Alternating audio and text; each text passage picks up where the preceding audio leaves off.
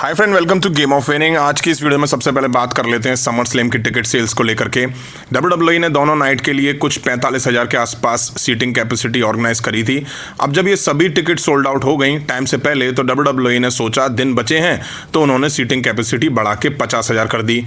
अब अगर नाइट 1 की बात करें तो सीटिंग कैपेसिटी है 50,088, जिसमें से 47,468 यानी कि 47,468 टिकट सोल्ड आउट हो चुकी हैं। बचती हैं 2,416 यानी कि 2,416। अभी 3 दिन बचे हैं तो ये भी सोल्ड आउट हो ही जाएंगी। वहीं आपको बता दूं नाइट 1 की पिछली 3 दिन में 1111 टिकट सोल्ड आउट हुई हैं, यानी कि 5,111 टिकट 3 दिन के अंदर ही बिक गई।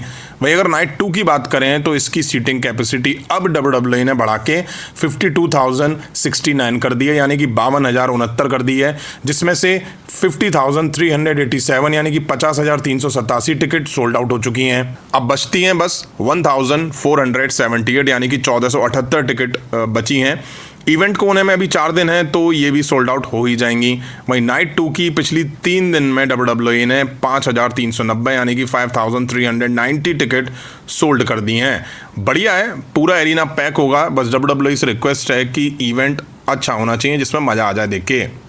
वहीं कल की वीडियो में वॉइस में शायद थोड़ी प्रॉब्लम थी, आप लोगों के काफ़ी सारे कमेंट आए। एक्चुअली होता क्या है, वीडियो जब रिकॉर्ड होती है ना तो क्या माइक डिस्टर्ब था या कुछ उसमें टेक्निकल इशू था।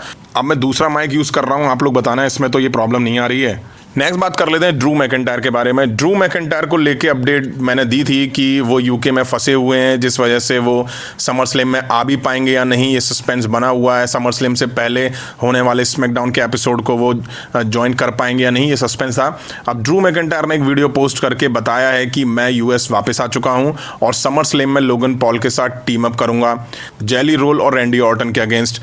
वहीं उन्होंने मिस को भी एड्रेस करा, जिन्होंने कहा था कि अगर ड्रू मैकिंटायर नहीं आए तो मैं लोगन पॉल के साथ टीम अप करने के लिए तैयार हूं, टीम अप करके लड़ूंगा। ड्रू मैकिंटायर ने कहा क्या लास्ट नेम है इसका, माइक, मिशनरी माइक, जो भी है इसका आंसर है नो। फिर लोगन पॉल भी वीडियो में दिखाई देते हैं और ड्रू मैकिंटायर कहते हैं कि लोगन पॉल ने इस सिचुएशन से मुझे बाहर निकाला। अब पता नहीं, पहले मुझे लगा था ये शायद रियल है, बट अब लग रहा है ये ऐसे ही हवा में उड़ा दी है चीज़ें ड्रू मैकिंटायर ने कि वो यूके में फंसे हुए हैं। मुझे नहीं लगता कि ऐसा होगा, क्योंकि ड्रू मैकिंटायर यार रेगुलर ट्रैवल करते हैं यूएस से यूके। इतनी बड़ी गलती उनसे कैसे हो सकती है, वो भी इस इवेंट के पास। और ये तो मुझे पता था कि वो इवेंट से पहले आ ही जाएंगे। ये सब एक शायद मैच को लेकर के होगा, मैच की हाइप वाइप बढ़ाने के लिए कि देखो ड्रू मैकिंटायर नहीं आने वाले हैं, तो फैंस थोड़ा टेंस हो गए कि भाई ड्रू मैकिंटायर कॉम्पीट करते हुए नहीं दिखेंगे। अब पता चल रहा है कि ड्रू मैकिंटायर आ चुके हैं।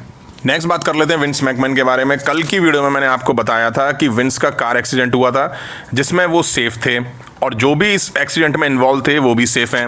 अब विंस मैकमैन की कार एक दूसरी कार से भिड़ गई थी और जो सामने वाली गाड़ी थी उसको एक लेडी ड्राइव कर रही थी।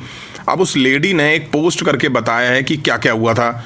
बारबरा नाम की इस लेडी ने कहा है कि कार विंस मैकमैन चला रहे थे 90s की स्पीड पे, और इस वजह से कुछ ऑफिशियल्स विंस मैकमैन का पहले से ही पीछा कर रहे थे। शायद गाड़ी तेज़ चलाने की वजह से उस रोड पे कुछ लिमिट होगी और उससे ऊपर विंस मैकमैन चला रहे थे और इसी स्पीड में विंस मैकमैन की कार ठुक गई आके। लेडी ने बताया कि एयर बैग तक ओपन हो गए थे, डिप्लॉय हो गए थे, जिस वजह से कोई सीरियस इंजर्ड नहीं हुआ, वरना अगर एयर बैग नहीं ओपन होते तो दिक्कत हो सकती थी। वहीं इस लेडी ने ये भी कहा कि फिर हॉस्पिटल वगैरह गए, वहाँ टेस्ट वगैरह कराए। एंड में ये लेडी लिखती है कि ऑडली यानी कि विचित्र बात ये है कि ये एक्सीडेंट ठीक तभी हुआ जब हल्क हॉगन की डेथ हुई, एग्जैक्टली सेम टाइम पे। अब पता नहीं किस बात को सच माने, क्योंकि कल की रिपोर्ट्स में ये था कि हल्क हॉगन की डेथ से कुछ घंटे पहले एक्सीडेंट हुआ था। अब क्या विंस मैकमैन हल्क हॉगन की डेथ न्यूज़ सुन के आउट ऑफ कंट्रोल हो गए?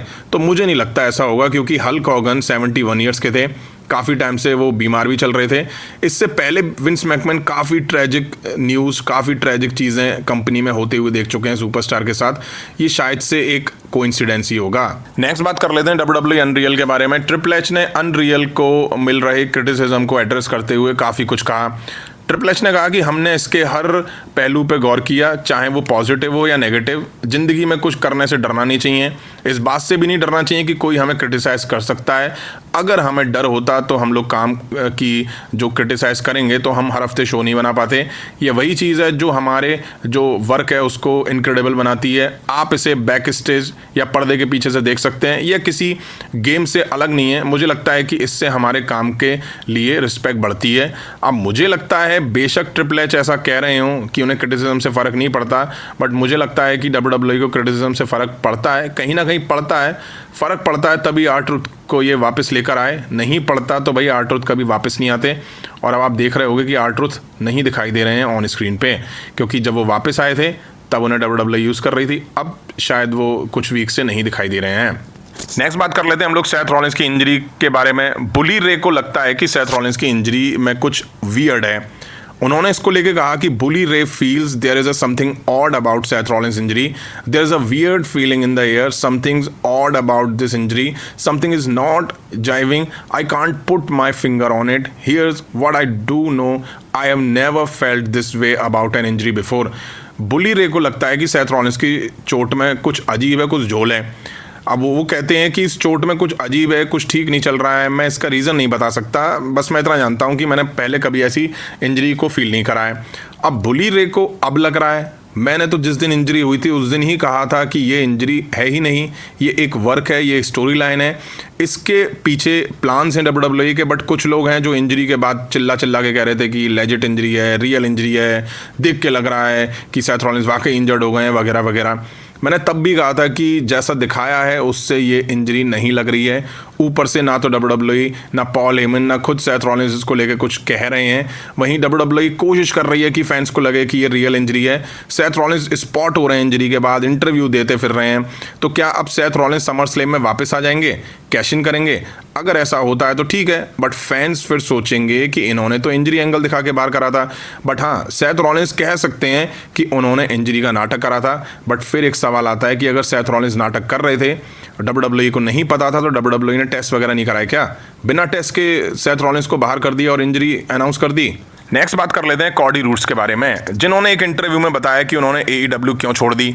आपको बता दूं, सालों पहले कॉडी रूड्स WWE का पार्ट हुआ करते थे, फिर उन्होंने AEW कंपनी खोली मिलके। वहाँ कॉडी रूड्स ने अच्छा नाम बनाया, अच्छा नाम कमाया और फिर उसको छोड़ के WWE में आ गए। अब उसके पीछे का रीज़न कॉडी रूड्स ने बताया। कॉडी रूड्स ने कहा कि जाहिर है कि मन मुटाव है, लेकिन साथ ही रिस्पेक्ट भी है। मैंने जो कुछ बनाया उस पर मुझे डिसरिस्पेक्ट फील हो रहा है, वहाँ मुझे डिसरिस्पेक्ट हो रहा था। दोस्तों के साथ मिलके जो बनाया वहाँ पे मुझे डिसरिस्पेक्ट फील हो रहा है, मैं इसे बर्दाश्त नहीं करूँगा। यहाँ से क्लियर है कि कॉडी रूड्स को वहाँ डिसरिस्पेक्ट फील हो रही थी। अब कौन कर रहा था, क्यों हो रही थी, ये तो कॉडी रूड्स ने नहीं बताया। क्या AEW का जो माहौल था बैक स्टेज, उससे कॉडी रूड्स खुद की डिसरिस्पेक्ट फील कर रहे थे? तो ये रीज़न बताया है कॉडी रूड्स ने AEW छोड़ने का। तो फ्रेंड, ये थी WWE से रिलेटेड कुछ इंटरेस्टिंग अपडेट्स। अगर वीडियो आपने यहाँ तक देखी और लाइक नहीं करी तो लाइक करें, चैनल पर नहीं तो चैनल को सब्सक्राइब करें। मिलता हूँ जल्दी नेक्स्ट वीडियो में। Thank you.